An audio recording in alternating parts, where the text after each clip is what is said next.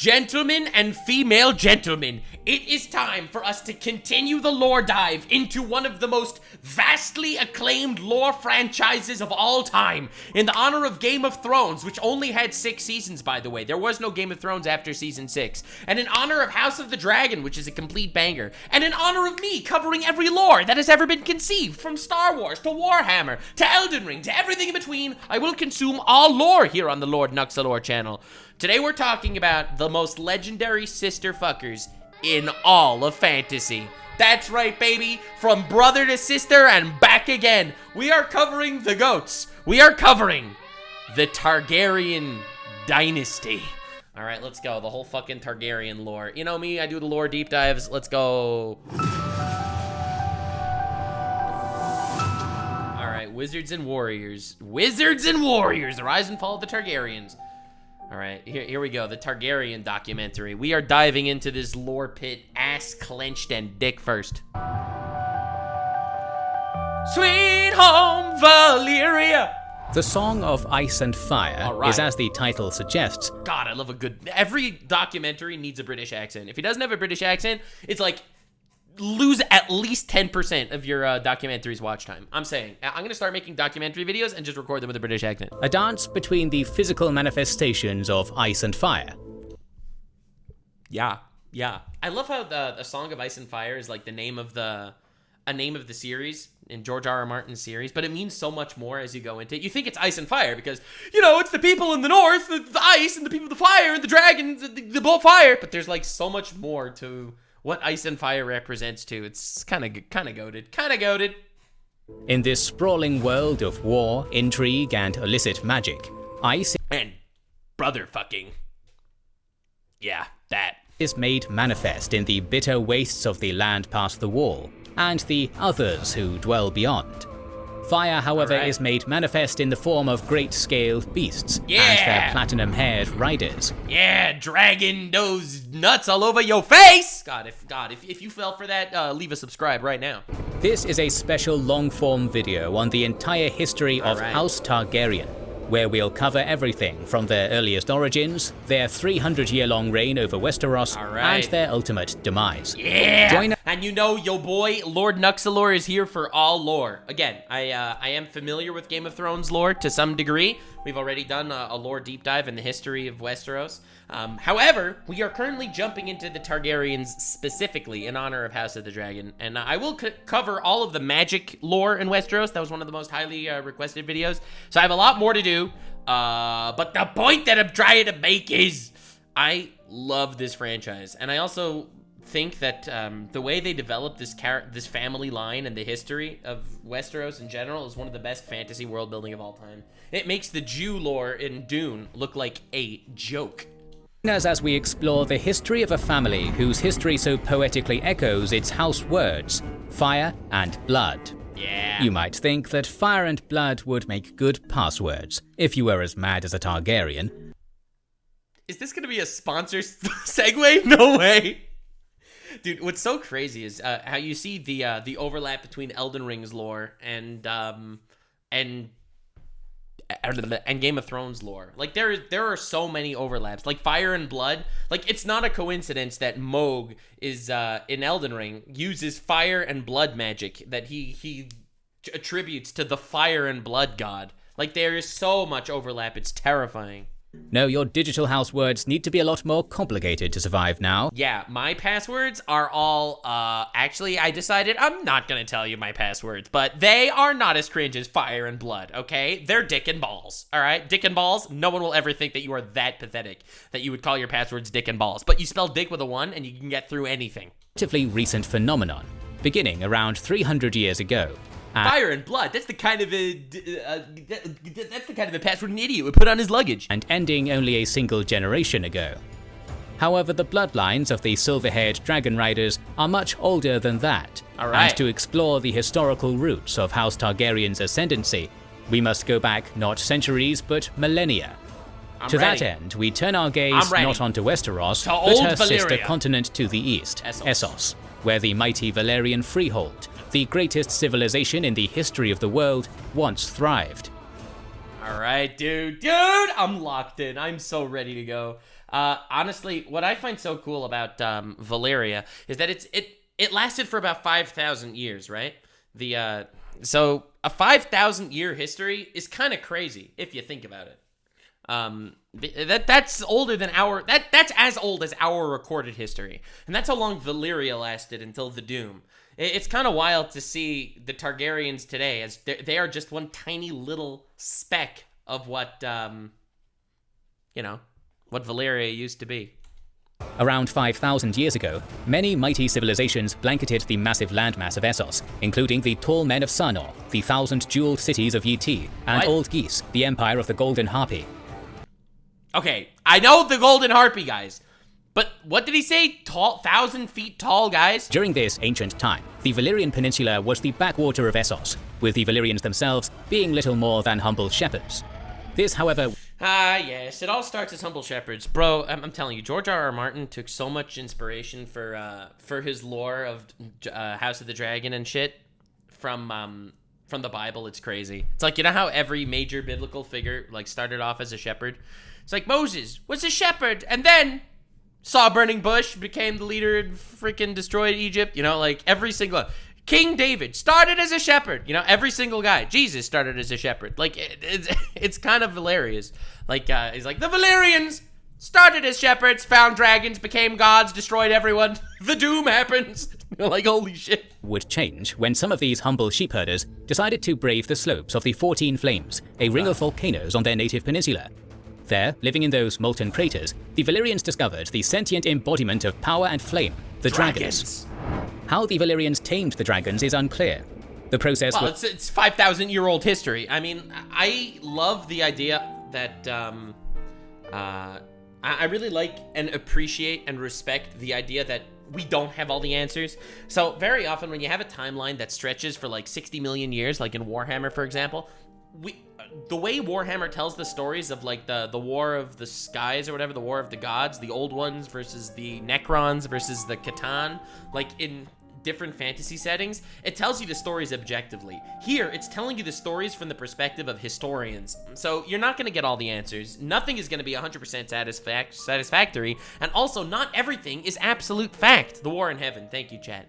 But I love the idea that we don't get the answers to all the questions. One thing we do know, Valyria was real. They did control dragons, and the Targaryens were not even the strongest dragon riders in Valyria. They were just the ones that survived. Was certainly born of some sort of magic, with some legends claiming said magic was taught to the Valyrians by a vanished people from the Shadowlands of Ashai. Ooh, okay, I didn't know that was a theory, or speculation, but I do want to do a deep dive into the magic system of Game of Thrones as well, because I love how it's subtle also. Like, you have a lot of people that don't believe in magic, but I do like that. The video is 1.25 times speed, because I think that he talks a little slowly for my ADHD. In any case, within a few generations, the Valyrians were shepherds no longer, and soared the Great Blue atop massive draconic beasts. Bolstered by the limitlessness of the skies and an explosion of magical advancement, the Valyrian Peninsula grew from a forgotten backwater into a vibrant cultural hub. Dude, it just goes to show how insane it is that they were like nobodies! They were sheep herder nobodies, and then they just get their hands on nuclear power, and it's like, oh, they've become a legendary nation. No shit. In the titular capital city of Valyria, glittering silver spiral towers reached for the heavens, and the rich and powerful lived comfortable lives, pampered by the comforts brought on by the innovations of dragonfire and blood magic. Wait, they had blood magic? Is that why it's called, Wait. Is that why they call it fire and blood? Because they had blood magic? I didn't know blood magic was a Targaryen thing. I thought they said fire and blood because they have fire and they're gonna spill your blood. So fire and blood. I didn't realize there actually was blood magic per se. All right, interesting. Technically speaking, Valyria was never an empire or kingdom, for it had no crowned head. Oh shit. Instead, it was ruled by a council of 24 or so of its most powerful dragon-riding families, making it a freehold. Armed... Oh my god, I didn't know that. I thought for sure Valyria was some kind of empire. Then why did the Targaryens roll in and take over Westeros? Oh my god. Wait, brother, they were based. They were a democracy. Oh, well, it's not exactly a democracy, more of a freehold. They didn't like give voting rights to the people. It was just the major houses. But that's better at least.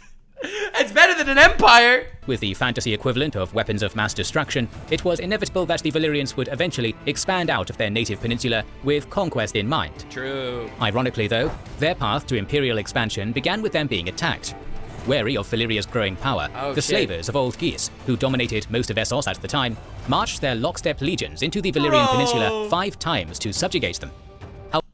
They declared war 5 times! Bro, the Valyria were humble shepherds. They started getting dragons, and Old Geese is like, alright, dude, they have super weapons now. Let's fuck them up.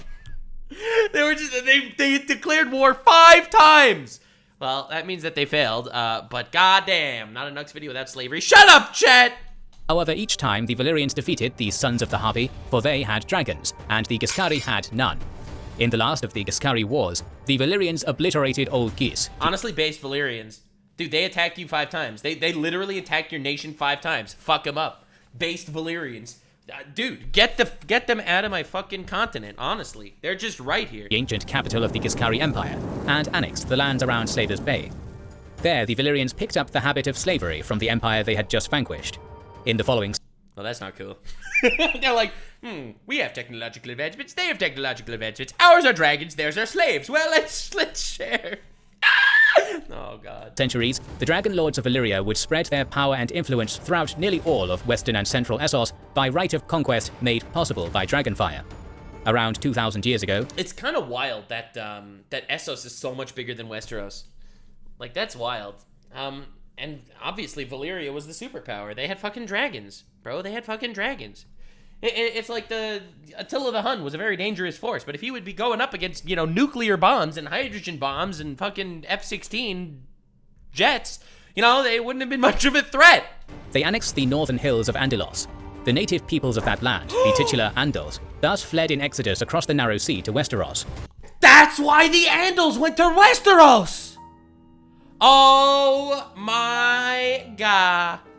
Right, because Westeros at this point was, because again, we did the history of Westeros in the previous lore dive. But, so, Westeros used to be completely inhabited by the Children of the Forest and the First Men. Okay? Children of the Forest and the First Men. The Andals then came in, attacked them, basically sent the Children of the Forest scurrying north to beyond where the wall is now, and they basically spread their religion of the Seven throughout the entire land of Westeros.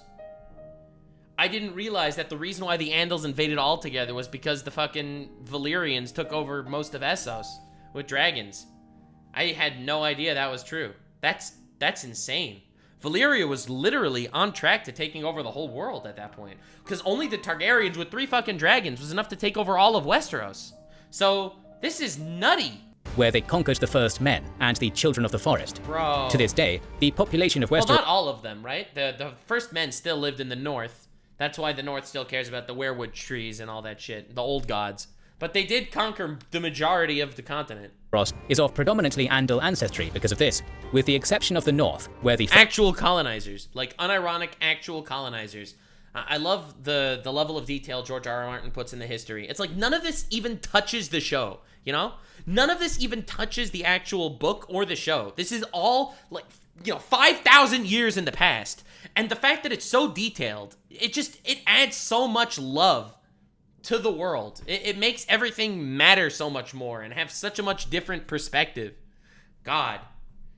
First Men were never conquered. After conquering Andelos, the Valyrians, or more specifically the budding Valyrian colony of Volantis, turned their sights onto Rhoynar, a people who lived in a series of city-states along the titular Rhoyne River, and whose history was just as ancient and storied as Old Geese. Bruh. Subduing the Rhoynar took the better part of 2 centuries, for the Rhoynish were possessed of powerful water magic, which was capable of countering dragonfire. What?! I had no idea this was a thing! The reason why the Rhoynar stood up against the Valyria for 200 years is because they had water magic! Dude, I have been saying this for so long. Why, if the 3 of them, okay? If the 3 of them if 3 dragons was enough to take over Westeros, then how did they not take over Essos much quicker?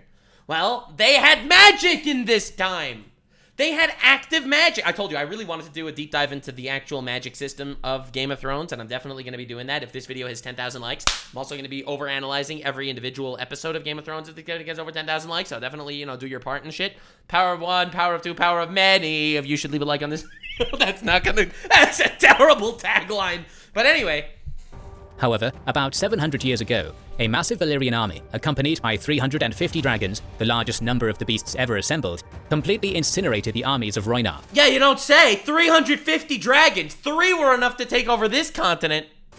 After this, a Rhoynish princess, Nymeria, led... Oh my god, that's how the Rhoynar ended up on Westeros. So all the wars... Wait. In a 5,000-year history, all of the wars that happened in Westeros were purely side effects. They were side effects of what the Valyrians did in Essos. Holy shit. It just goes to show you, you drop a butterfly, beats its wings in the past, and it destroys the whole future. That's insane. What remained of her people in an exodus from her homeland aboard 10,000 ships. They sailed west to Westeros, where they landed in Dorne. To this day, the people of Dorne are predominantly of Rhoynish ancestry, marking the second time the conquests of the Valyrians impacted the ethnic makeup of the western continent. Yeah, you don't say. They cooked. They cooked everyone. Unbelievable. Over the next few centuries, the Valyrian Freehold came to stretch over most of Essos west of the Bone Mountains. Shit. Great Valyrian colonies. Well, so it never really took over the Dothraki. See, it's wild to see how big the Dothraki territory is. Such as Volantis, Tyrosh, Lys, Myr, and Pentos became autonomous, self-governing cities under the suzerainty of the capital back in the Valyrian Peninsula, and as such, grew into wealthy and powerful centers of commerce and culture in their own right. The world, it seemed, belonged to the Valyrians, and no one could forgive them for believing that the sun would never set on their glorious empire. Yeah, they could control dragons, and no one else could. It's like there was no way for anyone else to control dragons. It was somehow in the Valyrian blood that they were able to breed them and grow them and control them. And they were big, right? The current dragons in modern day Game of Thrones are much, much smaller than the dragons in old Valyria. Like, this is such an insanely wild occupation of the world. Like, this was a force that, unlike in real life, you know, the United States come up with the fucking nuclear bomb, and then every other country on the planet is like, oh shit, I also can make a nuclear bomb. And now all the countries have nuclear bombs, right? Like, unlike that, literally no one else could control dragons. Valyria had no way to lose. Dragons were the cheat code. I don't know what gods they prayed to, but goddamn, they picked the right ones. And yet, doom was on the horizon. Throughout the history of the Valyrian Freehold, House Targaryen was considered a minor power. That fucking blows my mind. Targaryen, right? The 3 people on 3 dragons took over Westeros. And it's like, oh, the Targaryens, they were a minor house. They were pathetic little baby bitches. They were little losers. They were the Hufflepuff of the fucking Valyria. They were just a minor little baby bitch. It's like, you know... Possessed of dragons, yes, but politically unimportant. In 114 BC, about 400... You're kind of yapping, going on with your own theories like they're truth? Well, that's my understanding of it. The old huge dragons refused to travel to northern Westeros because of the death beyond the wall. God damn! That's wild. I didn't realize that. That's insane. But again, they didn't even go to southern Westeros yet. Right now, the dragons are completely in Essos. They've never gone to Westeros. Years ago, a scion of the humble house, Daenerys Targaryen, had a vision in which Valyria was subject to a great destruction. Considering this vision to be prophetic, the Targaryens abandoned the Valyrian capital and moved to the island of Dragonstone on the Narrow Sea. The rest of the Valyrian dragon lords paid them no mind. House Targaryen... Damn. They moved to Dragonstone. All the way there. And everyone else felt the doom. Actual prophecy saved their life. And saved the whole world from not being under the Valyrian Empire. Like, that's actually terrifying. Targaryen had always been on the political periphery of... It is canon that the dragons fear the wall. That's crazy. They wouldn't cross the wall. All right, I guess we'll see. We'll see. Because the wall, right now, they're not in Westeros at all, so... The Freehold. If they wanted to move to the geographical periphery of the Empire, then so be it. Moreover, they believed Daenerys' apocalyptic visions to be delirious nonsense. True, true. When people tell me they're delirious nonsense, apocalyptic visions, I don't listen to them. So why should they listen to them? Makes sense, makes sense. They could not have been more wrong. In 105 BC, a great doom befell the Valyrian Peninsula. What exactly caused this doom is unknown. But BC? Wait, BC? Before who? Before... There's no Christ in Game of Thrones. B, who's C? It was catastrophic. Pillars of hellish white-hot flame Before Conquest. Okay, thank you. All right, got it. erupted from the earth with such heat and power that the capital city was utterly obliterated, and even dragons, creatures born of fire, were incinerated. God damn, fire for the fire god. Honestly, dragons defeated by fire. It almost seems like the world itself is governed by some sort of outer god. Again, I know that I think that Elden Ring lore and Game of Thrones lore have an insane amount of overlap. I've said this multiple times, and I do believe it to be true. Since I, Lord Nuxanor, am doing lore dives in all things lore, I think there's an insane amount of overlap between these two lores, especially because, you know, George R.R. Martin inspired both of them. I do think that somehow some elder god did not want this power imbalance. Ultimately, something, whether it's nature itself, they wanted, the world couldn't exist with a power imbalance of this level, and had to fucking cripple the Valyrians. It's almost the patch notes. God came in with the patch notes and was like, nah, patch notes 1.01, Targaryen's too strong. The peninsula itself was rended, the land breaking apart from intense seismic activity. By the end of the Doom, the city of Valyria was no more. It was cooked! All right, that sounded better in my head. But they cooked them! Valyria was cooked, baby! And all the Freehold's most powerful dragon lords and their dragons had perished. Although the colony cities Valyria once established, like Lys, Pentos, and Volantis, would survive... But they didn't have dragons, so they didn't have Valyrian power, so why the hell would they still have to listen to any sort of authority? Goodbye. Freehold as a unified state had collapsed, and the dragons they had conquered the world with had gone extinct. With one exception. Yeah, right? So, right now, they didn't have forces of hundreds of dragons to control all of Essos, so fuck them, right? Obviously, no, they're not going to continue listening to a few straggler Valyrians. Why would they?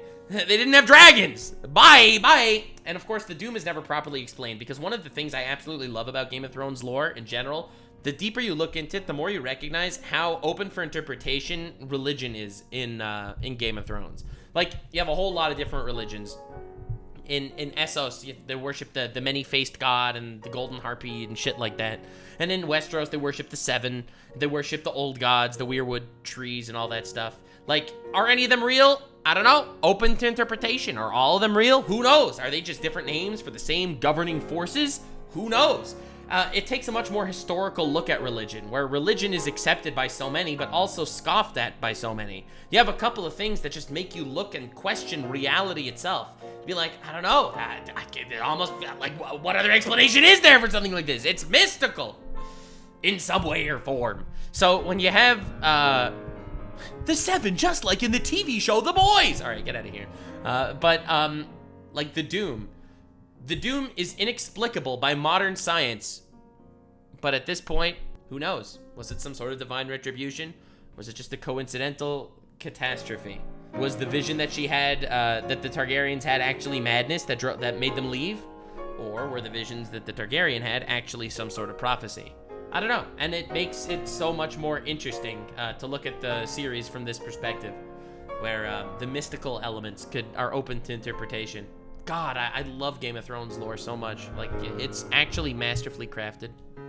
The Targaryen dragon lords were alive and well on Dragonstone, and so were their massive draconic mounts, making them the last dragon riders in the world.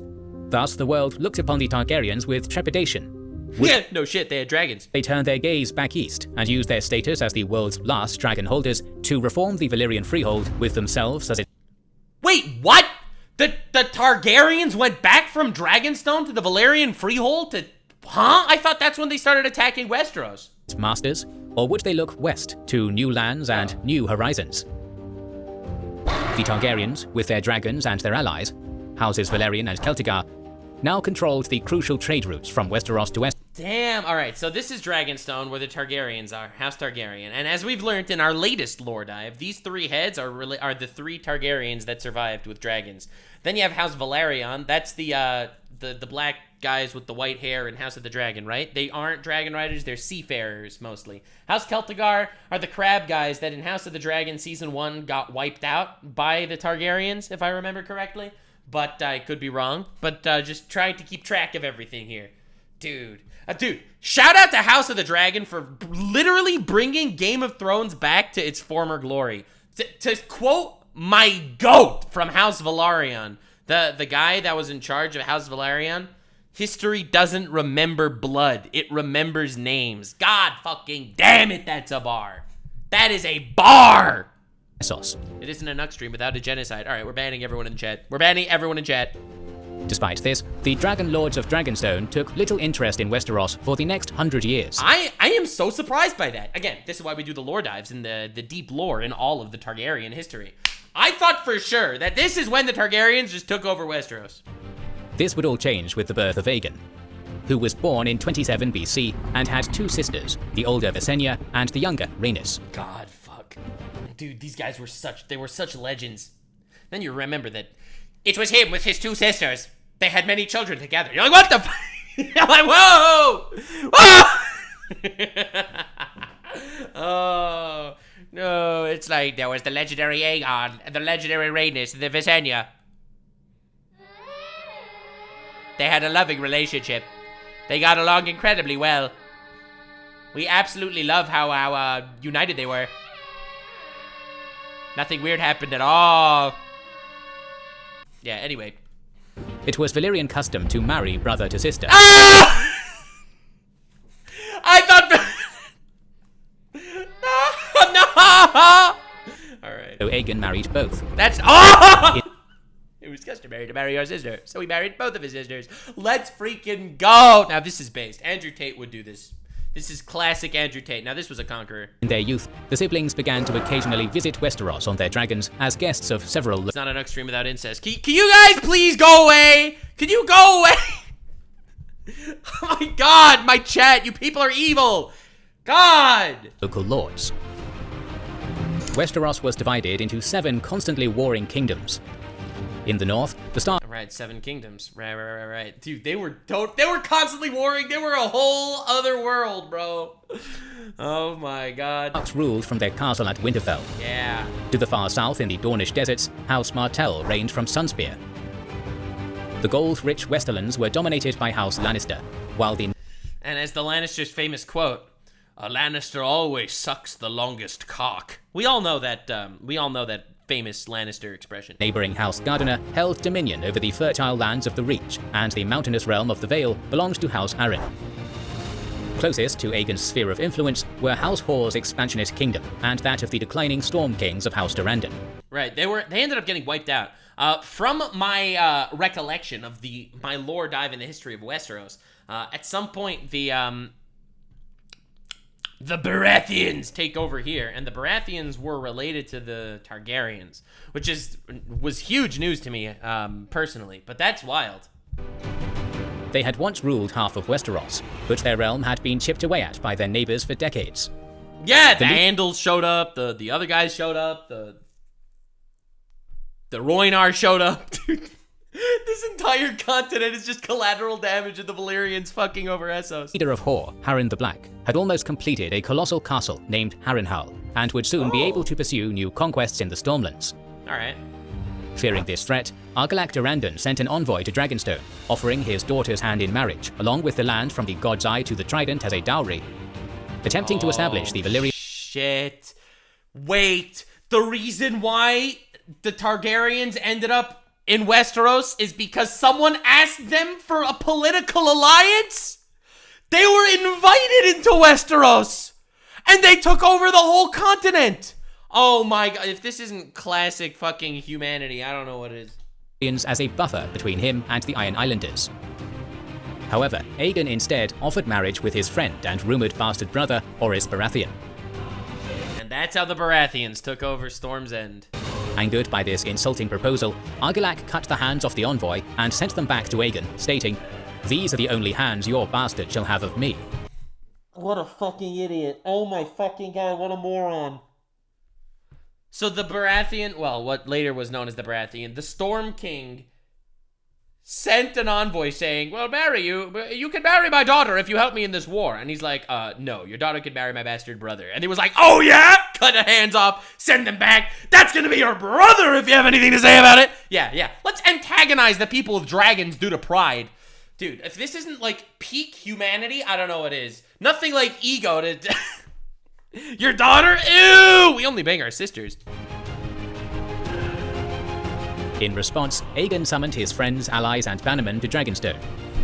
The Valyrians and... It's like they chop the friends off the envoy. It's like, oh yeah, your brother can't marry me. And they're like, oh no? Oh no? Are you trying to insult my pride and my honor?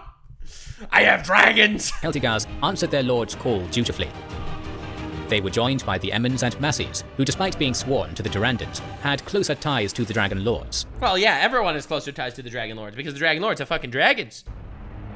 After 7 days of council, a cloud of ravens burst from Dragonstone to all corners of the 7 kingdoms, carrying one message. Oh my god, I didn't know that they did it like this. Is one of the biggest flexes in anime.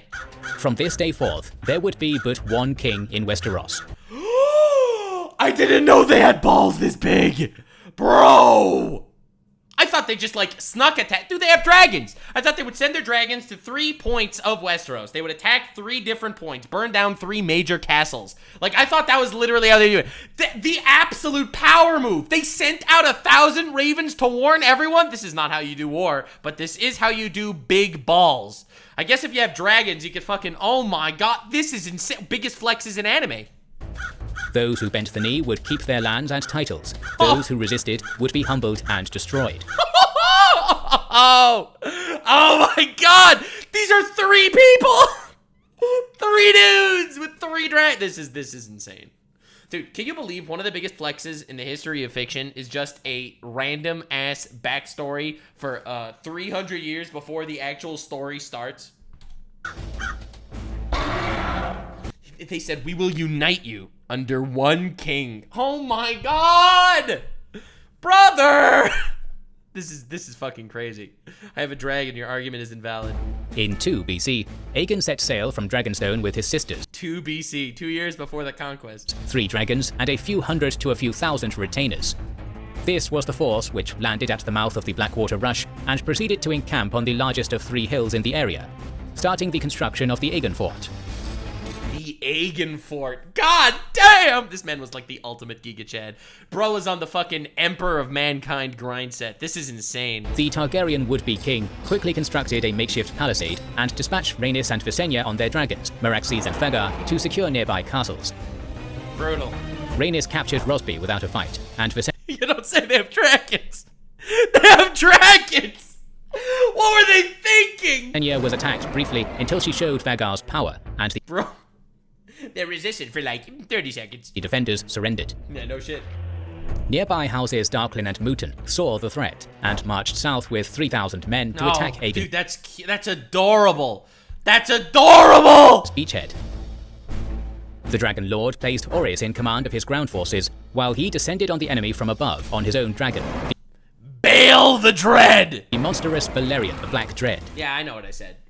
Bael! Vile Bael!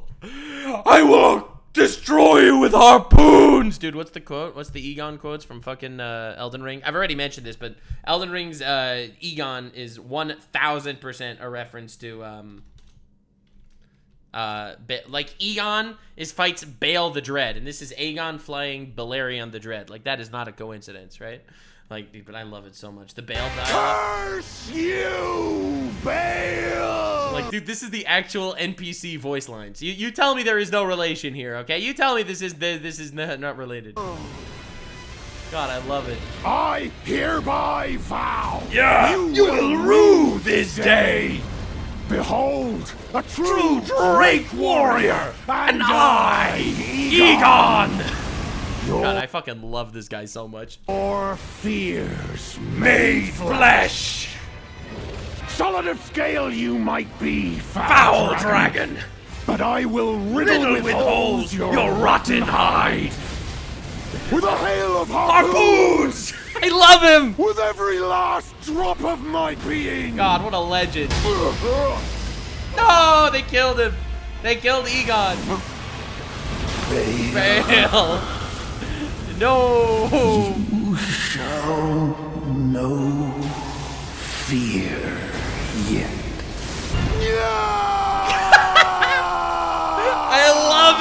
so much. Bail the Dread. More like Bail the Dead. Got him. You shall haunt me no longer. Yeah, I love him so much. But anyway, the idea that Aegon fights Bael, and here you have Aegon riding Bael the Dread. Here you have Aegon riding Balerion the Dread. Like, come on, that's not a coincidence. That's barely an inspiration. This is like the meme. It's like, hey, can I copy your homework? Yeah, just make sure to change it up a little bit. Both enemy commanders were killed, and these castles bent the knee. They're like, our combined force will face them. And then just send out one dragon, fucking cook an entire army. After subduing a dozen castles, Aegon summoned their lords. As they had bent the knee, he raised them up and confirmed their lands and titles. Dude, that is so fucking awesome. Whilst to his oldest supporters, he granted council positions. Ooh. Daemon Valyrian was made Master of Ships. That's Daemon Valyrian, the granddad of the guy from House of the Dragon. Tristan Massey, Master of Laws, and Crispian Celtigar, Master of Coin. All right. Above all others, he placed Orys Baratheon, his greatest confidant, as the first Hand of the King. And he ends up becoming the founder of House Baratheon in the Stormlands. Like, dude, this is such a meticulous takedown. It's crazy how much history we have for this war, even though it happens 300 years before the story even starts. After this, Aegon's knights unfurled a great three-headed red dragon banner, breathing fire on a black field. Oh yeah. The lords gathered now truly knew Aegon was one of them, and a worthy High King. Queen Visenya then placed a Valyrian steel crown on his head, while Queen Rhaenys hailed him as Aegon, first of his name, King of all Westeros. Dude, I fucking love him so much. Dude, again, the balls on this man. Like, actually insane. They must be made of brass or some shit. Do you realize what we're witnessing? They walk onto a continent made up of 7 kingdoms, and before even taking anything over, he's crowned king of the 7 kingdoms. It's like, we crown you king of the 7 kingdoms. The other 7 kingdoms are like, what the fuck? No, we do not consent. This is like, I consent, I don't consent. You know, the fucking meme. The myth of consensual sex. I consent, I don't. Isn't there someone you forgot to ask? No. Dude, I love this meme so much. So it's like, I consent to be king. I consent to make you king. And then you have all 7 kingdoms. No, I do not. Shield of his people. While those in attendance hailed their new ruler, the 7 kings of Westeros were preparing for the war that was soon to come. All right. Within days of the coronation, Aegon's armies marched once again in 3 directions. The Targaryen fleet left. I love how strong they are. They don't even need a united front. Like, you know that when you declare war against someone, you put all your eggs in a fucking basket, okay? They're like, oh shit, we'll just send our forces in 3 different directions, flying around, causing havoc. For Gulltown and the Vale, accompanied by Visenya. The king thrust northwest towards Harrenhal, while the majority of his forces, commanded by Orys Baratheon, crossed the Blackwater Rush, accompanied by Rhaenys. Their vanguard was ambushed as they... Damn, this must have been petty shit. Because he wanted Orys to marry the Lord of the Storm's daughter. So instead, he sends him here to take them. Crossed the Wentwater River, as they lost 1,000 men before Rhaenys burned their attackers' forest hiding place to the ground. Dude, there is nothing. It's like, oh, we have the field advantage. We're in the forest. And then Rhaenys just shows up and is like, not anymore! Not anymore! Dude, this is fucking Yugi versus Weevil. That reference is going to make sense in just a moment. You know, the fucking Weevil's like, my insects all gain power in the forest! And then Yugi's like, not anymore! he just whips out this card and cooks him. Like, dude, it's not even fair. Meanwhile, in the north, Aegon and Balerion obliterated King Harren and his entire family by... They obliterated his whole family. Oh, no! By bypassing the walls of the fortress and melting its... Yeah, bypassing the walls of the fortress. That's a nice way to put it. ...stone towers. This, and the news that Rhaenys and Meraxes accompanied the Targaryen forces invading the Stormlands, worried Argilac, and he began to gather his men at Storm's End. He wasn't... Oh god, this man is gonna get so fucking cooked. I don't know what happens to him, but it's not good. Whatever happens, he threatened the Targaryens. I cast flamethrower! ...going to meet the same fate as Harren, and so he began his march north to meet the army of Orys. Oh. The airborne Rhaenys witnessed Argilac's departure and the composition of the enemy army, reporting the details back to the Hand of the King. Dude, you cannot surprise these people either. It's like, there is no such thing as a surprise attack. Like, they are gonna know everything. Your size, your formation, your travel route, they will know everything about. They have dragons, okay? It's not fair. It just goes to show the power discrepancy here. I cast Heavy Flamer. Realizing the Storm King's army outnumbered his, he set up a strong defensive position on the hills south of Bronzegate and dug in, awaiting the arrival of his enemy. As Argilac closed on the invading force in the morning, a steady rain began to fall. Oh shit, okay. Which then became a howling gale and torrential downpour, turning the ground into a soft mud and also rendering Meraxes unable to fly. The Battle of the Last Storm had begun. Damn, that's such a good fucking name! Argilac's commanders urged the Storm King to delay his attack until the next day. No, now's when you attack, when the dragon can't fly! In hopes that the rain would pass. But the Stormlander army outnumbered the army of Orys 2-1, and had 4 times the amount of armored knights and heavy horses. Okay. Angered by the dragon banners flapping on his own hills, and noting that the rain and wind was blowing north, into the invading army's face, the king gave the command to attack. Alright. God, how's this gonna look? This is gonna be brutal. Argilac's heavy knights galloped through the rain across the mud-soaked battlefield and up the hill, crashing into the Targaryen spearmen at the summit. However, the uphill charge, in addition to the sticky mud, bogged down the knights' warhorses, and the charge lost its coordinated momentum and cohesion. Giving the order for the knights to pull back to the— Oh, it's over. Oh, it's so over. Oh, yeah, he's cooked. He's so cooked. Oh, no. Bottom of the hill, the Storm King led his knights twice more in charges up the hill. No! Why would he do this if it didn't work the first time? Oh, no. Attempting to break through the enemy center. But the assaults became less effective with each attempt. Dude, the amount of detail we have of these battles that took place 300 years before the canon! As the ground was plowed up by the previous charges. Finally, the battered and broken knight formations were called back to regroup, the Targaryen pikemen only having suffered light casualties. Oh my he's cooked. He's so cooked. What's so ironic is, because the dragons are so powerful, everyone always viewed the dragons as the primary threat. So when they went in, they were like, oh, the dragon can't fly, that's good. And then they just lost on basic infantry warfare. Like, that's kind of fucking crazy.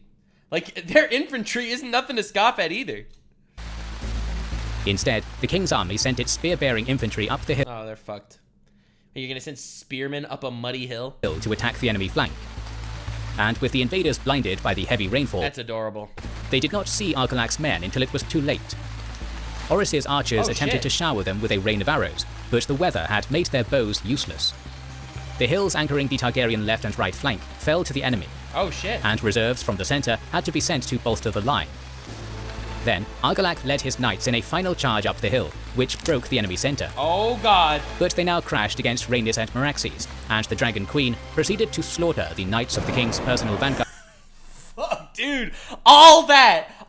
They finally break through, and then you have a fucking cannon, a heavy flamer just sitting there. It's like, this is insane. And one of his commanders with Dragonflame. The other warhorses, frightened by the roaring dragon's fire, panicked and fled in terror, crashing into the riders behind them and turning the charge into chaos.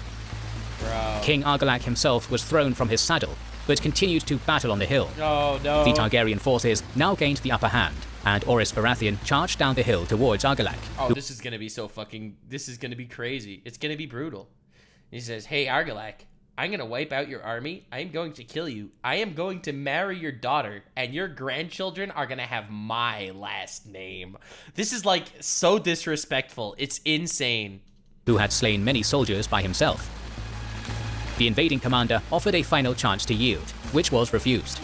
The two now fought, and each wounded their opponent once. Okay. After a fierce duel, Argilac was killed and his army routed. Bro, and they cooked him. It's over. It's Jover. Fuck, dude. God damn. With the army of the Stormlands destroyed, Orys Baratheon's host marched on Storm's End, which was surrendered by the garrison along with the late king's daughter. Okay, hold on. They had this insane army. Every time Storm's End falls, it's because people left Storm's End. This is a castle built in the Age of Heroes that even the gods couldn't break its walls. That's the lore. Every time Storm's End falls, it's because they send troops out of Storm's End. Bro, stay in the castle. That is the advantage of having a castle. whom Oris then married, forming... Oh, I can't believe Oris is it's insane. He says, hey, Argilac, not only am I going to kill you, but I am going to marry your daughter. Your grandchildren will bear my name. And then he kills him. God, that's fucking crazy. House Baratheon. And that's how the Baratheons were formed, coming from, ultimately, Valyria. Meanwhile, to the west, hearing of Argilac's defeat, the King of the Rock, Lord I Lannister, and King of the Reach, Mern the Ninth Gardener, had combined their forces at Castle Goldengrove. Oh god, they're still trying. They really think they can work here. They really think they can actually do something. Creating the mightiest host the kingdoms had ever seen. The mightiest host, 2 of the 7 kingdoms united as one! And they're gonna get fucking cooked. Bro, you're going against dragons, bro. The two kings quickly marched northeast through the fields and crops of mid-Westeros. Dude, what's also so interesting, speaking of, like, the big castle gimmick, like, in Elden Ring, because we can keep mentioning the similarities between Elden Ring and Game of Thrones, Storm's End, the ultimate castle, that sounds a lot like Stormvale Castle, right? The one where the demigod literally holed up and stayed in there the entire time, did not want to leave his castle. And the other demigods, like Melania, who attacked him at some point, could not beat him because he was holed up in his castle, Stormvale. Are you telling me this is a coincidence? This is not a coincidence. The two kings quickly marched northeast through the fields and crops of mid-Westeros. All right. Advised of their march at his camp near the God's Eye, Aegon was able to move south much quicker than his foes, as yeah, it's almost like he has a dragon or something. He had a smaller force. When they smaller force. Yeah, smaller force. He has a dragon! Arrived at the Stony Sept, his queens with their dragons joined him. His queens and sisters. Ah, it's killing me every time. Oh, what the incestual fuck is happening right now? The two armies came together on the wide open plains south of the Blackwater Rush, which were covered in dry grass and wheat as far as the eye could see. The sun shone down severely on the unshielded plains and seared the land, as there had been no rain for more than a fortnight. Oh, right, this is what's called the Field of Fire, right? This is the legendary Field of Fire we're about to look at. Wind also blew strongly across the flat land. The allied Lannister Gardener army sent scouts to perform reconnaissance against the invaders, and they returned with good news. Oh, great news, guys! Recon is back with fantastic news! Aegon's host was small, and theirs was massive. That's the Field of Fire. Aegon, we outnumber them! Yeah, they only have like 3 dragons! 32,500 soldiers from the Reach took to the field that day, including several hundred vassal lords of House Gardener and several thousand mounted knights. Damn. 22,500 Lannister levies also accompanied them, again with several hundred lords of the Westerlands and several thousand mounted knights. Goddamn. As King Mern had brought more men to the field than King Loren, he demanded the honor of commanding the center for his house. Big mistake! I will want the honor of commanding the center. And the fucking Lannisters are like, yeah, absolutely. You should definitely do that. Definitely do that. Definitely you be the one to command the center. For glory, of course. For glory. These fucking Lannisters. A Lannister always sucks the biggest cock. His son Edmund and himself commanded this armored wedge of knights, while Lorc Oakheart led the left, and the King of the Rock commanded the right flank. In total, this army consisted of around 55,000 troops. Opposite them, Aegon formed up his own army in a crescent facing towards the enemy line. Oh shit. His front ranks consisted of spears and pikemen, with archers and crossbowmen behind them, while light cavalry manned both flanks. It's like, oh my god, we outnumber them by so much, we have 60,000 people! Most of the soldiers under Aegon's banner were untested, and consisted of the levies of the recently allied Riverlords, whose loyalty to the Targaryen cause was far from certain. Outnumbered 5 to 1, the Targaryen host probably numbered around 11,000 soldiers. Bro, 11,000 versus 60,000. Obviously, the fucking High Gardens thought they had something. They thought they could fucking cook. They were allowed into the kitchen. They were not supposed to be in the kitchen. They were trespassing in the kitchen. They should not have cooked. Little did they know. They were about to get cooked. And was commanded by Jon Mooton, Lord of Maidenpool, while the Targaryen royals circled overhead on their 3 dragons. The two kings sounded their trumpets and began marching forward under a sea of banners. Oh god, 11,000 versus 60,000. This is not even close. Good thing they have dragons. King Mern led the heavy cavalry charge against the enemy center on his golden stallion, while the Targaryen... His golden stallion. Bro, his stallion is gonna be a skeleton in gold sludge after this. Archers and crossbowmen dealt some damage to the charging knights. It was not enough. The first line of spearmen was swept aside, and a bloody battle began. The conflict seemed like it would be a massacre in favor of the allied army. No shit, they outnumbered them 6-1. But then a great roar was heard, and the 3 dragons began to descend from the skies. Rhaenys set fires in front of the enemy army, the wind blowing the produced acrid smoke towards and blinding them and their mounts. Fucking insane. Insane. They actually have weapons of mass destruction. Also began to panic. Visenya on Vagar used their dragon flame to cut off any possible withdrawal, while Aegon flew over. They cut off the withdrawal too. They're monsters. Actual monsters. They're like, all right, we're gonna blast you in the front, and then we're gonna give you back shots, and then the massive host and continuously bathed it in flame.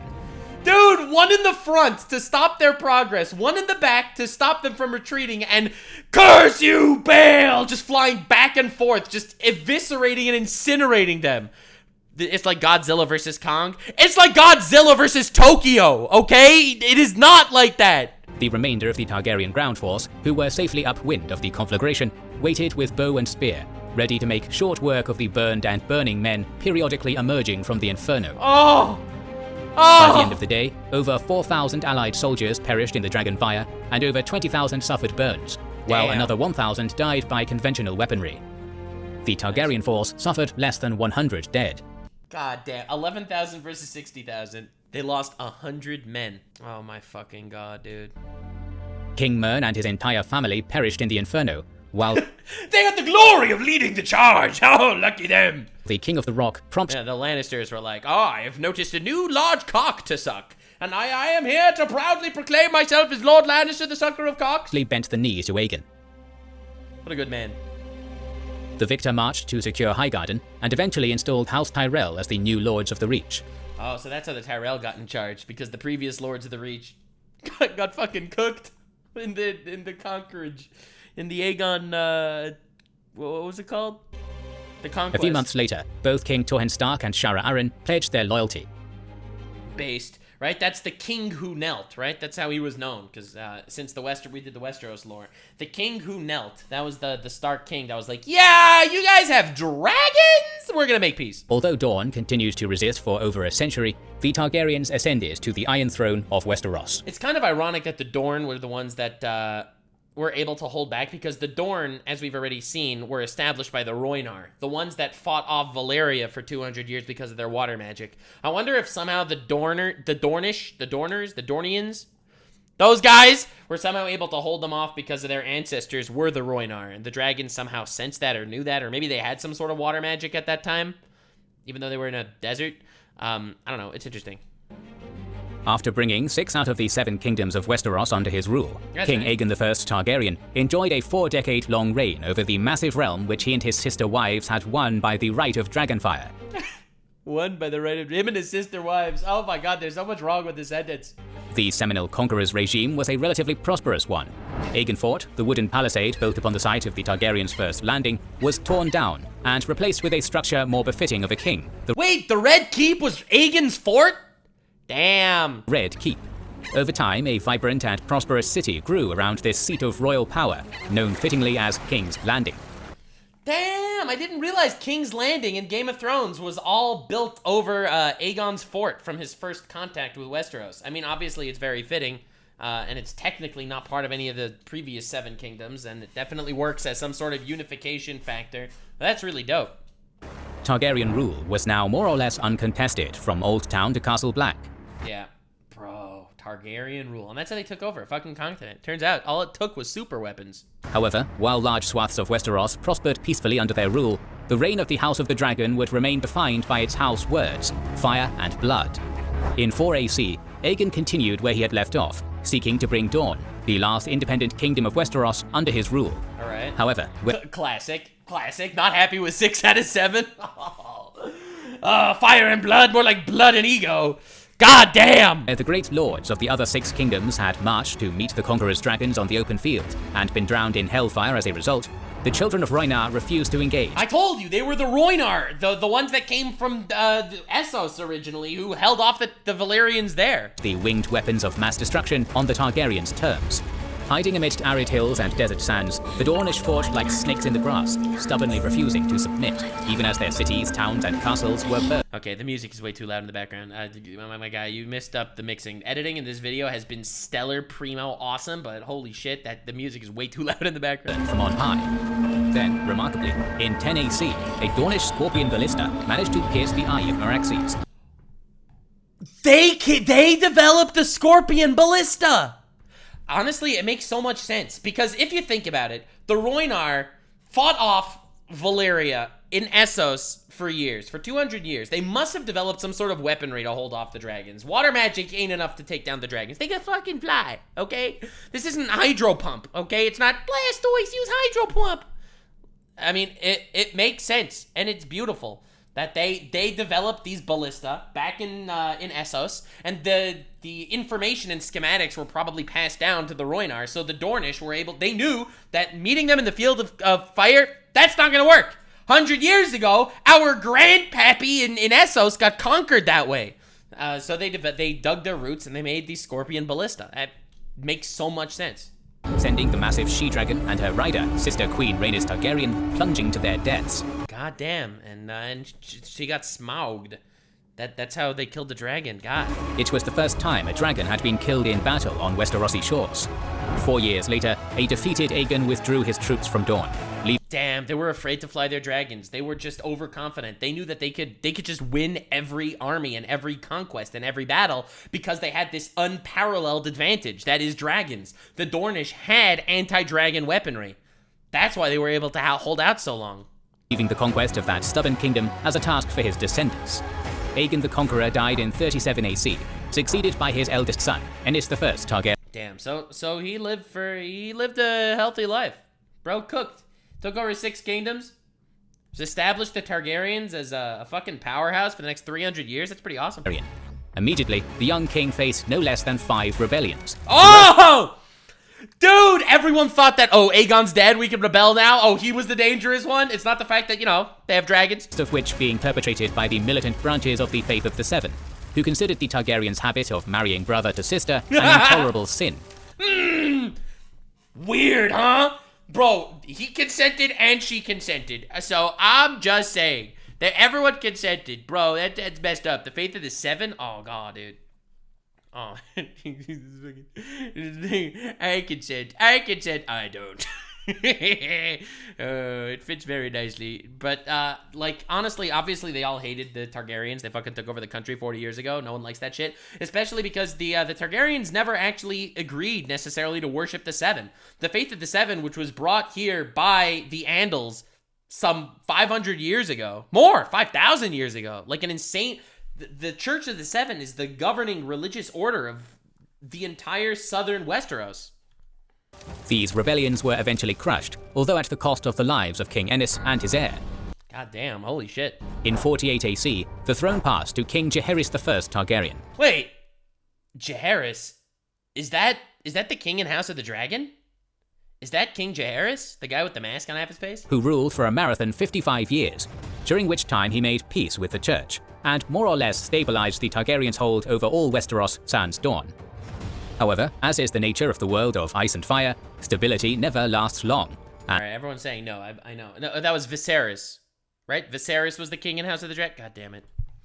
Yeah, it was Viserys was the king in House of the Dragon. Alright, so this is Jaehaerys, he was before. And soon, the mighty House Targaryen would find itself embroiled in a savage interdynastic war of succession, which would ultimately begin the long decline of their regime, the dance... A succession war. ...of the dragons. Oh god.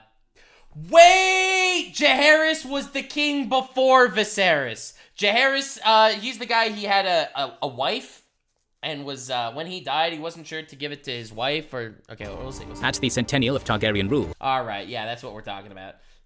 Yeah, that's what we're talking about. So this is Aemon. Okay, these guys are all dead. So we had Viserys, he ended up becoming king. Alright, another one over here is Corlys. He was a Valyrian. And you had Daemon, who was a brother of Viserys. He had a kid, Rhaenyra. Okay, we'll see. The Iron Throne was occupied by one Viserys I Targaryen. Honestly, that man is probably one of the coolest characters in Game of Thrones lore. Viserys, give this man an Oscar. He was a legend.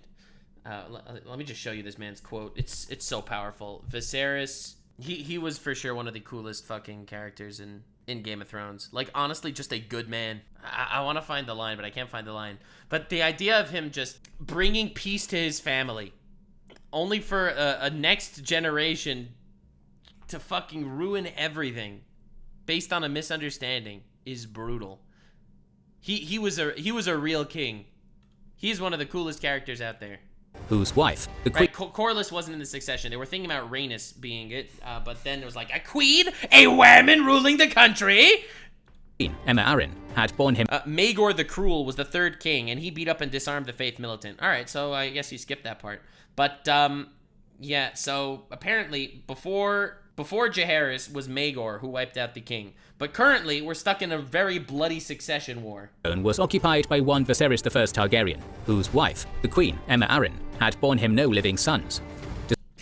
Oh god, dude, House of the Dragon's a masterpiece. If you're not watching that shit, you get on that immediately. It's honestly so good. Despite this, King Viserys had one adult daughter, Princess Rhaenyra, who he named his heir in 105 AC. Which was a big controversial thing, because it's like, what? A woman queen? A woman queen? Like, they were like, ain't no way, ain't no way. Oh god.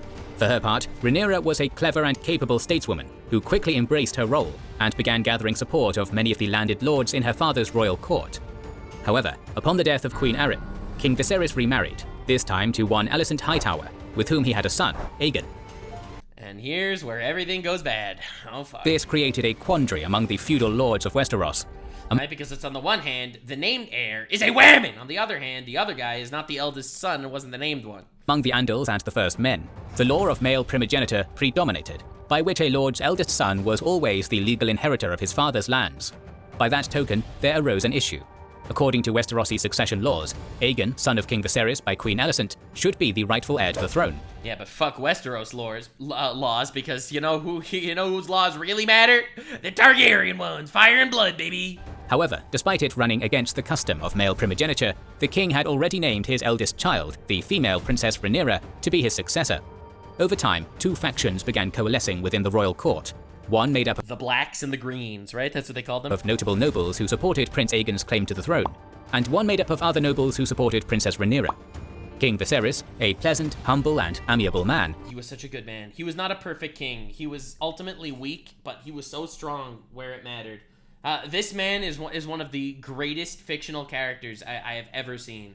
His performance, his actor was amazing. His performance was amazing. We were watching a dying king stand steadfast in the face of the people. And God, what a cool-ass character. Was unable or simply unwilling to deal with the deadly fissures forming within the Red Keep. In 111 AC, during a great tourney held in King's Landing, these factions were given names, as Aegon's mother Queen Alicent wore a gown of green to the affair, while Princess Rhaenyra wore black. Thus, supporters of Aegon became known as the Greens, and supporters of Rhaenyra the Blacks. On the Dude, it's so crazy. Third day of the third moon of 129 AC, a servant entered the royal chambers in the Red Keep, only to find that King Viserys, ancient and feeble, had died in his sleep. No. The humble chamberlain rushed to inform Queen Alicent of her husband's passing. Interesting. This is a little different in the show. In the actual show, Alicent was there when he died, and right before Viserys died, he said, Aegon is the prince that was promised, which is a famous quote. You know, in the Song of Ice and Fire, there's this whole prophecy that there's going to be one chosen one, that right now everyone is saying is Jon Snow, for example, that Aegon is the prince that is promised. He's referring to Aegon Targaryen, like the original Aegon the Conqueror, who had like some sort of entire sprawling prophecy where a future Aegon would be fucking awesome, Aegon's dream. But Alicent thought that he was talking about his son Aegon, the prince that was promised. So Alicent, who was willing to befriend Rhaenyra and let her take the throne, she decided to say, no, he actually said that the real heir is Aegon, and caused the entire war.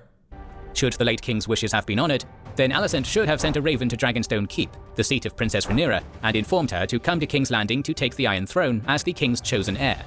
However, the queen had other plans. Due to a misunderstanding in the show, and honestly, that was fucking good. Throwing the servant into the black cells to ensure word of Viserys' death would not spread to the public, she ordered a secret meeting of the small council, with the aim of persuading them to recognize her son, Aegon, as ruler in Rhaenyra's stead. The council was deeply torn. On one hand, Viserys had made his court swear fealty to Princess Rhaenyra as his heir 20 years ago. On the other hand, maybe it's better for the realm to have a male leader because everyone respects men. But on the other, Prince Aegon was male, and by law of primogeniture, males come before females. Ah, fuck, dude, look at this political masterclass in writing. Eventually, Sir Criston Cole, Lord Commander of the Kingsguard. All right. I'm doing a very controversial take right now. Incredibly fucking controversial. I am skipping the rest of the Dance of Dragons. I don't want to spoil myself. I don't want to spoil my audience. This is where we're up to in House of the Dragon right now. Season 2 is going on right now. This is where we're up to right now. I am skipping until the end of the House of the Dragon politics because I don't want to spoil anything, and we will get to we'll see where this goes. This is still Battle of the Dragons, Aegon versus Rhaenyra. More Aegon versus Rhaenyra. Moving on. All been annihilated. Out of a total pre-war population of 18, only 2 remained. Indeed, what began as a petty dispute of succession within a royal house with... Right, this all started as, who are we going to follow? The woman who was anointed queen or the dude? Due to his penis, his length and girth. And then fucking civil war breaks out and spawns an entire show, The House of the Dragon, which is probably going to get like 5 seasons. It's so fucking fire. With unchallenged dominance over the realm, would lead to a pointless war which would sow the seeds of that house's eventual fall some 150 years later during Robert's Rebellion. That war, however, is still a ways off, and although House Targaryen... Alright, so now we're going to do whatever happens between the 150 years between the end of House of the Dragon and the beginning of Game of Thrones. ...was absolutely weakened. It would continue to rule Westeros for many decades to come. During this time, more wars and intrigue would ensue, the next ones of any note being the subjugation of that one pesky princedom which thus far had eluded Targaryen rule for nearly 200 years, and another civil Dorne, bro! They're gonna go after Dorne now! War that would follow in its wake, the Blackfyre Rebellion. Okay, so a lot of people told me I needed to look into the Blackfyre Rebellion specifically, because I heard it was so fire. So, let's see what we got. Everyone told me the Blackfyre Rebellion is even crazier than the House of the Dragon. Aegon I's conquest of Westeros stalled during the attempted invasion of Dorne. And his sister, right, because his sister was killed by the Scorpion Ballista. The wife Rhaenys, as well as her dragon Meraxes, perished in the fighting. For a century and a half after the conquest, Dorne continued to resist invasions and incursions. In 158, Daemon I conquered Dorne, but their guerrilla tactics and deception Bro, they actually got him. They actually ended up conquering Dorne. That's wild. Led to his death in 161 after he was invited to faux peace negotiations. Epic warrior conquered Sunspear, invited to a party, poisoned. Alright, well, you know. After the death of the young king, his brother Baelor I became king and made peace with Dorne, which has now regained its independence. Damn! Dorne cookin'! Upon his return to the capital at King's Landing, Baelor imprisoned his 3 sisters in the newly built Maiden Vault of the... They have a Maiden Vault? The Maiden Vault? Red Keep. No! One of them, Dana, continuously escaped from captivity and eventually From captivity? This is his sister we're talking about. became pregnant, giving God. birth to a son, Daemon Waters, in 170 AC. Dude, there is something wrong with anyone named Daemon. Any Targaryen named Daemon just becomes a fucking menace to society. The incredibly pious Baelor I fasted for 40 days and nights after discovering this, and perished as a consequence. He died of fasting? Bro died of... Baelor the Pious, my asshole. In 171, he was succeeded by his uncle, Viserys II. This competent monarch... Daemon I killed in Dorne. Baelor I died of starvation. Viserys now took over. Had 3 children, a frail and pious daughter, Nerys, the noble dragon knight, Aemon, and the handsome but irresponsible Aegon. Dude, another Aemon, another Aegon. These guys are fucking crazy.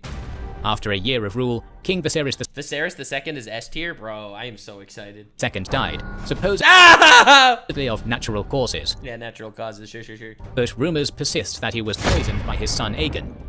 Every Aegon! You cannot be an Aegon in this house! Or an Aemon. The Aemons and the Aegons. All these guys. Who succeeded as Aegon IV in 172. That's nice.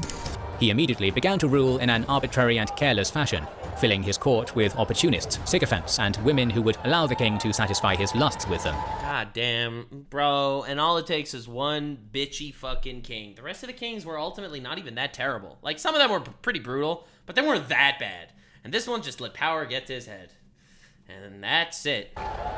He would This is what causes the Blackfyre Rebellions, right? appropriate land from one noble house, only to grant it to another family which had earned his favor on a whim. Bro. This caused immense dissatisfaction among the nobility of Westeros. The most damaging impact on the realm would become obvious in 182. When he saw that he was hanging out with OnlyFans women. It all began with OnlyFans creeping into the court of Aegon Targaryen. Aegon the patricide fucker. The bastard Daemon Waters was an incredibly competent warrior, and supposedly looked the spitting image. Daemon Waters is the son of the daughter of the previous king of the Targaryens. So, technically not part of the royal line, but definitely from the royal lineage. Of Aegon I. At 12 years old, he was knighted by Aegon IV, becoming the youngest knight in Westerosi history. Damn! Okay. Then, in an act that surprised everyone, he granted the ancestral Valyrian steel blade, Blackfyre, to Daemon, revealing him to be his bastard son. Oh, shit! Okay. After This guy's getting a lot of clout for a bastard. this, Aegon's 29-year-old trueborn son, Daeron, began to actively oppose his father's rule, and a core of similarly minded nobles began to form around him. This Well, yeah, his father's rule was despicable, right? Aegon's rule was awful. opposition caused a quarrel between the prince and his father, and the king purposefully questioned the legitimacy of his son. Of his own son! Dude, this guy's fucking terrible. Get rid of him now! This guy makes the Mad King look like he was like a nice fellow. 84, when Aegon lay on his deathbed, he legitimized his many bastard sons, including the popular Daemon Waters. No way. Oh my god. Aegon, you monster. What a troll. Before his death, he's like, you know what? I don't like my son Daeron, so I'm gonna legitimize all of my bastard sons. Psych. They're all now fit for the crown. Suck a dick, dumb shits. Who then took the name Blackfyre. After he did this, Aegon IV died and was succeeded by Daeron II. The Crown Prince received news of his father's death in Dragonstone, and within a fortnight was crowned by the High Septon in the Red Keep. That's nice. In order to proclaim his legitimacy, the new king also wore his father's crown. Daeron immediately set to work undoing the worst of his father's excesses. That's pretty good, right? His father was a pretty awful king, ultimately. Removing the inept and corrupt members of the late king's small council and replacing them with wise and capable men. He also attempted to address the rot within the City Watch, which Aegon IV had let fall into disrepute and decay. Damn, he had a lot of work to do. It's like every generation is just kind of dealing with the fuck-ups of the last guy. Despite his father's appalling treatment of him, Daeron would not undo Aegon's last wishes and delegitimize his bastard half-brothers. That's nice. If only short-sighted. Instead, he attempted to stabilize the realm by treating them honorably, allowing them to get the incomes from their lands. That's nice. God damn, this guy's awesome. Why is everyone in my chat hating on this guy? The principal great bastard, Daemon Blackfyre, was wed to Rahan of Tyrosh, as Aegon had wished. On their wedding day, Daeron granted Daemon a tract of land near the Blackwater, and the permission to raise a castle of his own. This is literally super wholesome. That means it's gonna end terribly.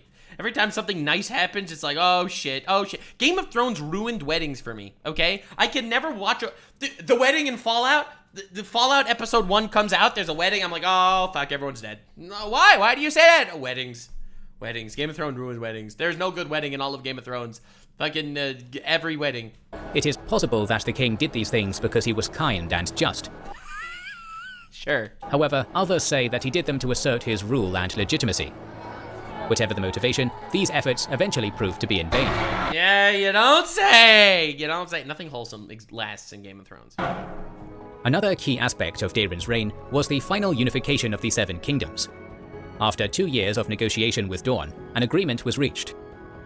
Daeron's sister, Daenerys, was to be joined in marriage with Prince Marin Martell. No way, bro. It was a marriage pact. They were like, oh, well, we can't take you guys over. We're just gonna do a marriage pact. While Daeron would marry Marin's sister, Maria. That's nice. The princes of Dorne maintained many privileges and rights, as well as maintaining their own laws and tax collection. Ooh. In 187, Prince Marin knelt and swore his oath to the Iron Throne. Damn. That's how they took over, through peace. Through peace! Many Westerosi nobles were now dissatisfied, as it was widely believed that Dorne had gained too many concessions and privileges, and that's the issue with fucking peace. No one's ever happy. It's like, wait a second, so why are you treating Dorne better again than us? I don't think you should be treating Dorne better than us. They got better treatment because they rebelled against you for 200 years? Well, I guess it's time for us to rebel against you for 200 years. Dude, this is why you can't fucking do anything anywhere. Everyone needs to get the same treatment, but sometimes the same treatment doesn't work, so sometimes you want to do it through peace, but then if you do it through peace, other people are not happy. Politics is a fucking nightmare. And that Dornish nobles had too much influence at court. I love how real and human this sounds. Like, every time you get, like, a political faction or some sort of uprising that happens in Game of Thrones lore, it's like, yeah, I could see this happening, because humans are very human. Like, it feels so alive. It's a world that feels so living, because every motivation just seems like just classic human ego at it all over again. Encouraged by Queen Maria. Knights and lords who had been used to intermittent warfare with Dorne still held their old animosities and began racism! Wow! They spent their whole lives fighting the Dornish, hating the Dornish, literally rizzing up all of their own soldiers, dapping them up to hate the Dornish. Every single one of their fucking morale-boosting speeches was, "Curse those Dornish!" You know, classic racist propaganda to get your blood to boil and hate them just a little bit more. And then all of a sudden, the Dornish are not only married to the royals, but the Dornish are also treated better than they are! The arch enemies are treated better than they are! You don't say that this animosity is gonna boil over and bubble over and kill everything? Brother. Began to distrust the peacemaking king. In addition, there were still questions raised about Daeron's legitimacy due to the rumors spread by his late father. All of these factors played a part in sowing the seeds of rebellion, and these would grow over the following decade. Many of the dissatisfied lords and knights of the... And what's so hilarious is this man did everything wholesomely. Except he did it in ways that made other people feel lesser.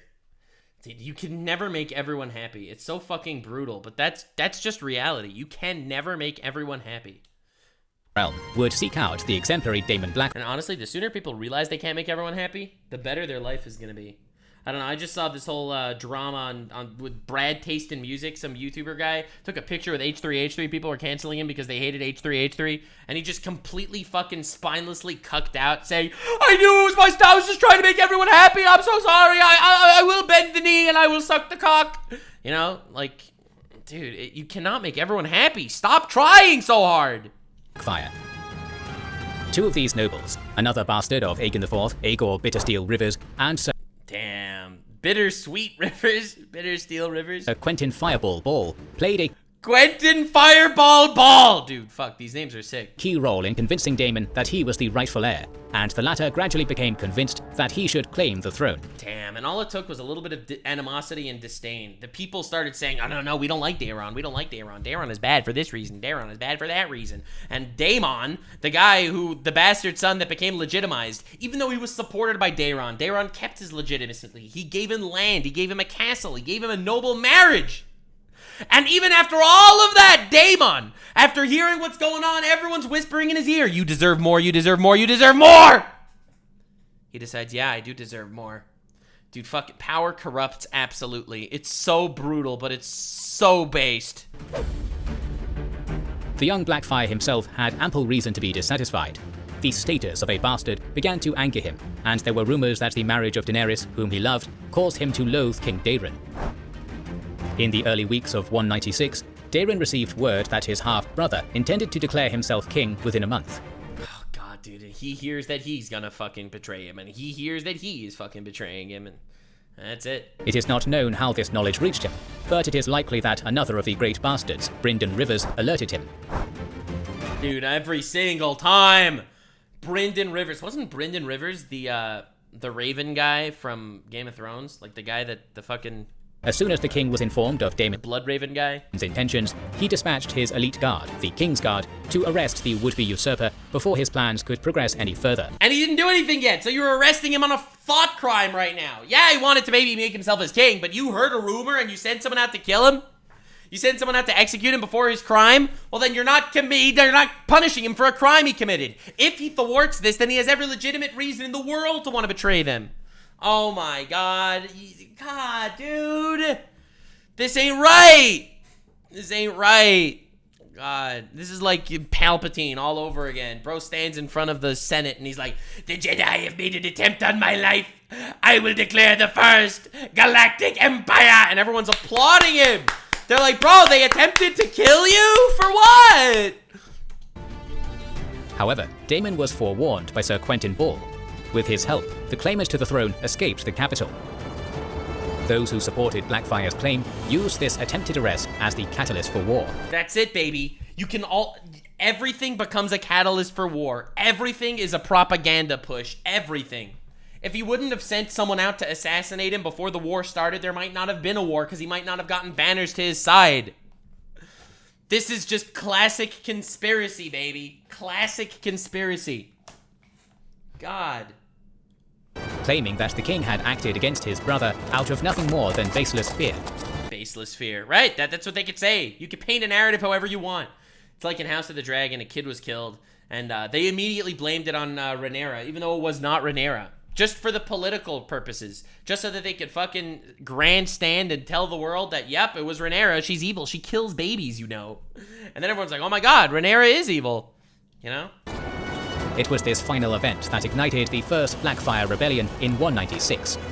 Daemon raised the reverse Targaryen banner, showing a black dragon on a red field. Yeah, damn. That's a different one. Wait, the other one was a red dragon on a black field, right? The rebels then declared for Daemon Blackfyre, first of his name, proclaiming him the true eldest son of Aegon IV. Right? He was the eldest son. I mean, he was a bastard son, but he was the eldest son. Half the realm declared for the rebels, and half remained loyal to the king, with a patchwork of houses remaining neutral. Meanwhile, Lord Bracken, who supported Daemon, had travelled across the Narrow Sea in order to hire Myrish crossbowmen and other mercenaries. Bro, he went to hire mercenaries for the cause of the rebellion. Ah, fuck, dude. This is gonna get bloody. This is gonna get a whole TV show at some point, isn't it? Fighting broke out across the Seven Kingdoms almost immediately, except for in the north, which was ambivalent to the internal squabbling of the south. Dude, so fucking based. Dude, the more I learn about the history of Westeros, the more I love the Starks. That they were like, listen, we are sitting up here with our big fucking wall. We are just gonna sit here. You guys can do whatever the hell you want. We have a wall to watch. You do your thing, bro. Dude. In the west, Sir Quentyn Ball commanded an army attacking the Westerlands, and managed to win 2 battles in that region, killing Lord Lefford at the gates of Lannisport, and then defeating Lord Daemon Lannister almost immediately afterwards. God damn, Lannister L's, we take these every day. After turning south, Fireball, as he was commonly known, also defeated a loyalist force at the Manda River, and killed almost all of Lady Penrose's sons. God damn, these guys fucking cooking. Further south in the Reach, the loyalist Leo Tyrell fought against traitorous forces in that region and won many victories. Despite that, the Blackfyre forces kept Leo occupied, and he was unable to march north in time for the final battle. Oh shit. In 196, after almost a year of open rebellion across the Seven Kingdoms. Damn, this was crazy. This was a House of the Dragon tier. Like, this is an actual big fucking deal. And no wonder why everyone wanted me to look into the Blackfyre Rebellions. The usurper, Daemon, gathered his forces and marched towards King's Landing. In response, Prince Maekar Targaryen organized the nearby loyalist forces into a coherent force and went to confront the rebels, while Prince Baelor traveled south in the hopes of rallying Stormlanders and Dornish forces to assist. Alright. The two armies met on a plain near the capital, with the high Weeping Ridge anchoring their flanks. The numbers of troops at the Battle of the Redgrass Field are unknown, but it is widely believed the initial armies were in balance. Both forces had a vanguard of heavy knights in the center, with another smaller contingent of lighter cavalry on the wings and infantry behind. Lord Donal Arryn commanded the Loyalist van, with the Kingsguard Lord Commander Gwaine Corbray at his side. Meanwhile, Prince Maekar commanded the infantry from behind his line. The Loyalists also had the elite skirmishing force of Brynden Rivers, the Raven's Teeth, fighting for them. That's the Blood Raven guy. That's the guy who ends up becoming the warg dude in Game of Thrones, right? Dude's been alive for like 200 years. Meanwhile, the enemy force was under the command of Daemon Blackfyre and his 2 sons at the point of his vanguard. With Damn. Another fucking rebellion. Oh my god, dude. Dude, it's crazy that the Targaryen reign caused so much hatred and death. Again, maybe it's the inbreeding. Maybe it's just, this is just classic, why is this war for what again? So the leader of the current king, I forget his name, current king, was a nice guy, but he made peace with Dorne, which instead of conquering them, which angered a lot of the people that have always been fighting Dorne. He ended up acknowledging certain people as legitimate sons and giving royals and trying to make peace with everyone. So people thought him weak, and people hated his policies, it seems. Whereas Daemon was an absolute gigachad. Even though he was an illegitimate son, he was a bastard son of the previous king, this dude was loved by everyone. When he started planning some sort of rebellion, the other king knew that he was planning on rebelling, and so he tried to assassinate him, failed to assassinate him, and then Daemon is able to say to the world, guys, he tried to assassinate me for no reason, this guy's a fucking monster! And then he rallied an entire force, and once again, a battle for power, because that's how history works. And to think that none of this is even relevant in modern day Game of Thrones, but George R.R. Martin did such a brilliant world building to the fact that you have multiple wars and histories and conflicts and characters that just... Like, dude, this is how you write a fucking world. This is how you write a fucking world. With Aegor Bittersteel Rivers on the right and Lord Costain on the left. Dude, this is what the Acolyte could have been, okay? Think about it. Like, if Disney would have Star Wars, would have House of the Dragon and Game of Thrones right now, this would be an Acolyte instead of this.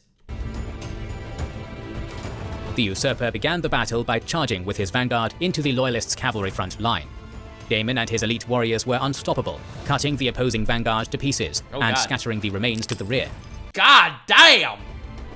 As this happened, a famous duel occurred between the usurper and Sir Gawain Corbray, both fighting with Valyrian steel swords. Damn, that's fucking awesome.